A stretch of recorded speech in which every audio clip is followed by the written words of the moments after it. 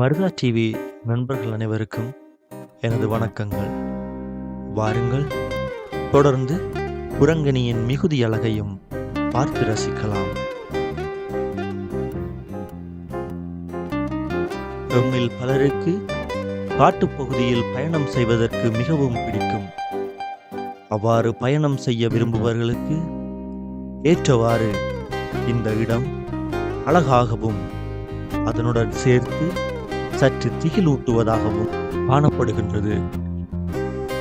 இந்த பகுதியில் ஓரளவு தூரம் மட்டுமே வாகனங்களில் செல்ல முடியும்.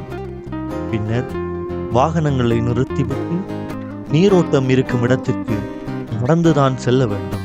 இந்த மலைப்பகுதியில் காணப்படும் பாக்கு மரங்கள் மேலும் இந்த மலைப்பகுதிக்கு ஒரு அழகை சேர்க்கின்றது.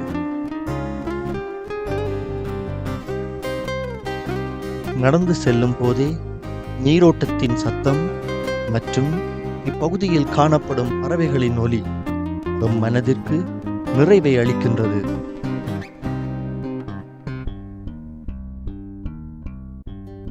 நாம் இங்கு ஒரு மலைவாழ் மக்களினத்தைச் சேர்ந்த ஒரு பெரியவரை சந்தித்தோம்.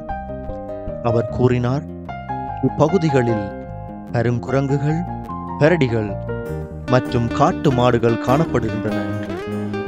எனவே இப்பகுதிக்கு வருபவர்கள் தனிமையில் வராமல் நண்பர்களுடன் இணைந்து வருவது உங்கள் பாதுகாப்புக்கு உகந்ததாக இருக்கும்.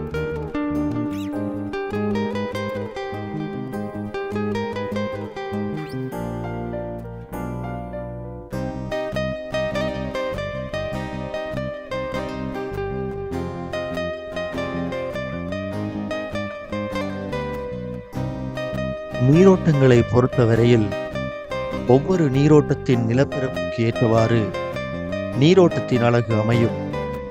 ஆனால் இதில் எவ்வளவு அழகு உள்ளதோ அதே அளவிற்கு ஆபத்தும் உள்ளது என்பதை எப்போதும் நினைவில் வைத்திருங்கள்.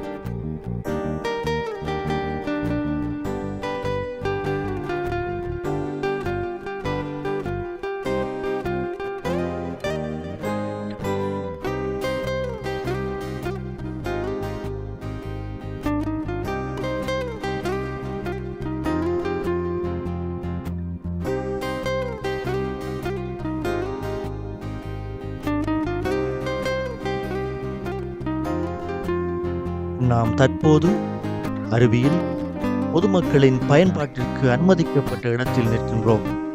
இதில் குறிப்பிட்ட இடத்தில் மட்டுமே நீராட முடியும். அதை தாண்டி நீராடச் செல்ல அனுமதி கிடையாது. மேலும் இங்கு நீராடும் போது மிகவும் அவதானமாக நீராடவும்.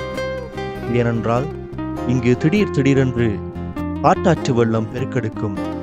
எனவே இப்பகுதியில் நீராடும் போது விழிப்புடன் நீராடுங்கள்.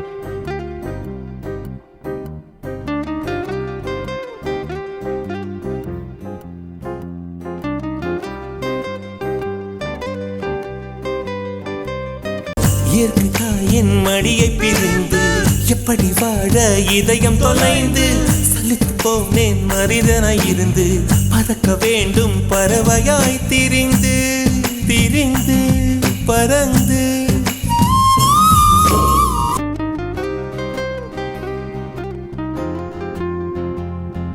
மெல்லென அசைந்த அருவியின் சாரல் என்மேனி தழுவ, காற்றோடு என்மேனி கதையொன்று பேச, 5 வினாடிகள் உறைந்து விட்டேன் இங்கு.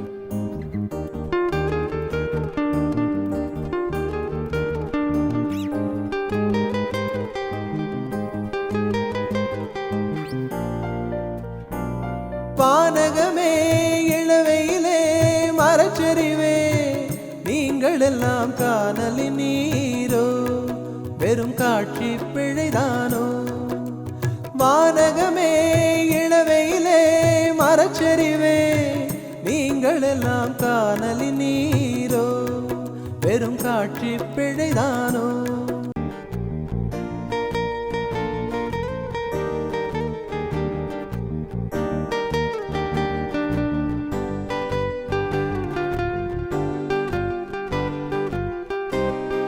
மீண்டும் உங்களை அடுத்த காணொளியில் சந்திக்கும் வரை உங்களிடமிருந்து விடைபெற்றுக் கொள்ளும் நான் மருதா டிவியிலிருந்து உங்கள் நண்பன் இனியவன்.